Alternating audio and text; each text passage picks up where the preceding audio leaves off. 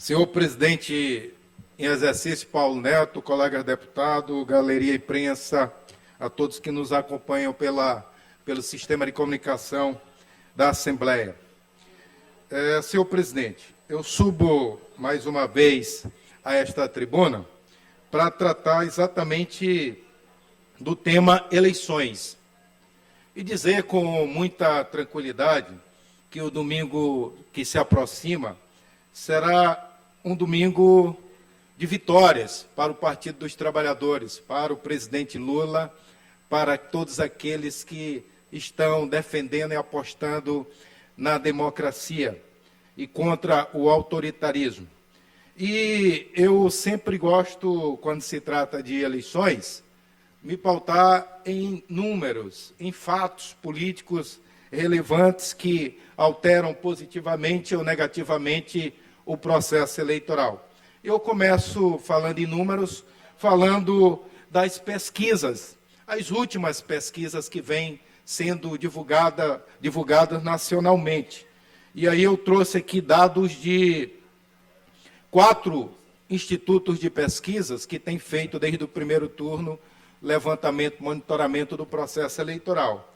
E começo pela pesquisa IPEC, recentemente divulgada, que dá o presidente Lula com 54% dos votos, contra 46% do presidente Bolsonaro. A Atlas é o instituto de pesquisa que mais acertou no primeiro turno, traz Lula com 53%, Bolsonaro 47%, diferença de 6 pontos. A primeira 8 pontos, agora 6 pontos. A IPESP, Lula aparece com 53% e Bolsonaro com 47%. A pesquisa Quest, Lula aparece com 53% e Bolsonaro com 47%.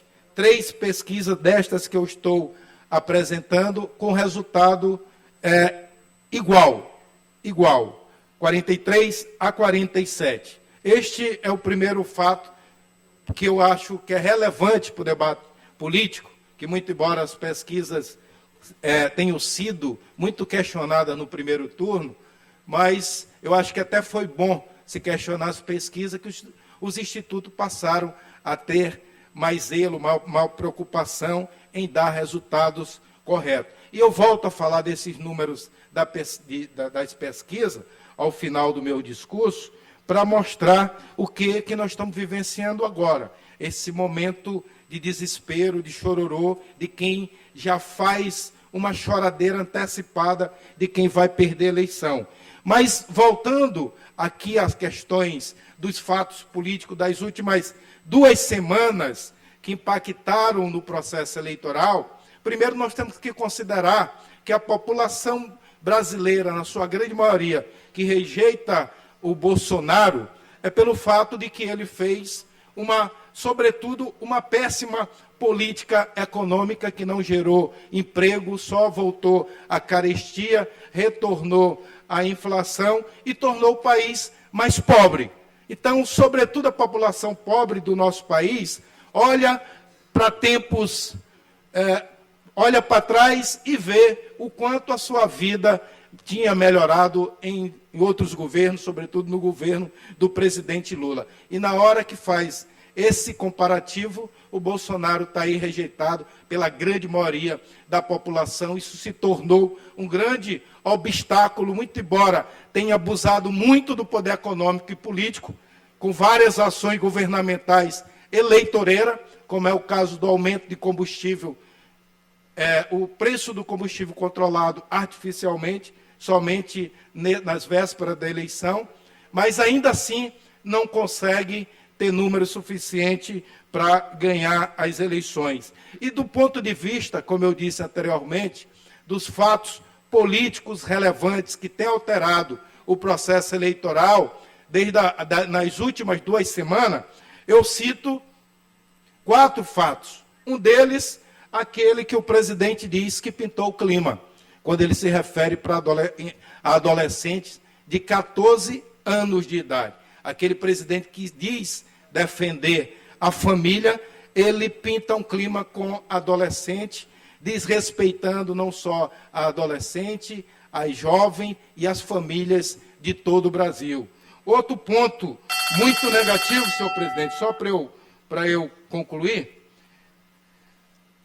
2 pontos muito negativos é também a fala do presidente Guedes, que disse que não vai, que vai desindexar o salário mínimo, ou seja, o salário mínimo não terá correção de acordo com a inflação. Isso gera mais desigualdade e mais pobreza no Brasil.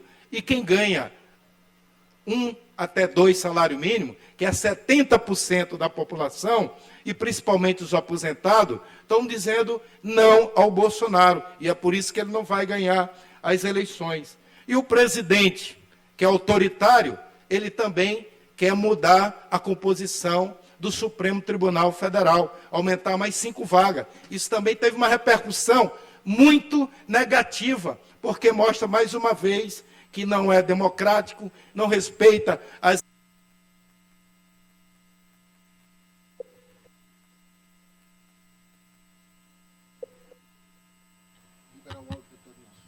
Não, outro. Ao deputado. Ok, obrigado, senhor presidente. E só para eu concluir, aí por último tivemos o episódio do Roberto Jefferson, atirando contra policiais federais, atirando mais de 50 balas de fuzil, granada. Isso mostra quanto o governo Bolsonaro prega violência no Brasil. Outro episódio que também faz com que ele vá perder a eleição. Eu tenho até dito que o episódio Roberto Jefferson é a facada de 2018 de forma invertida. Ali ele perde as eleições. E para concluir, essa questão de inserções é o chororô antecipado de quem vai perder as eleições. Amigos da imprensa, vocês verão no domingo à noite, quando o Bolsonaro perder a eleição após o resultado oficializado, ele vai dizer que vai ajuizar ações porque o processo não foi legítimo, houve desigualdade no pleito, nas inserções, e ele vai questionar isso para manter um discurso político, a sua base política. Então, esse debate sobre inserções, que é uma responsabilidade não do TCE, dos partidos políticos, junto ao acompanhamento dos veículos de comunicação, uma preparação para mais um argumento político, que o questionamento das urnas eletrônicas não colou, é o choro antecipado dos derrotados. Presidente, libera o tempo aí para Zé Inácio. Zé Inácio precisa falar mais ainda. Libera o tempo para o deputado Zé Inácio, por favor. Obrigado, deputado Wellington. Assim como eu fiz com Vossa Excelência, pedindo para liberar seu tempo, você está sendo muito justo. E só para eu concluir, senhor presidente, é conclamar a população brasileira, a população maranhense, para ir às urnas no domingo, voltar, exercer a cidadania e fazer com que a democracia ela possa, de fato, ser retomada em nosso país com Lula presidente. Então, muito obrigado e vamos comemorar as eleições a partir de domingo à noite com a vitória do Lula 13. Muito obrigado.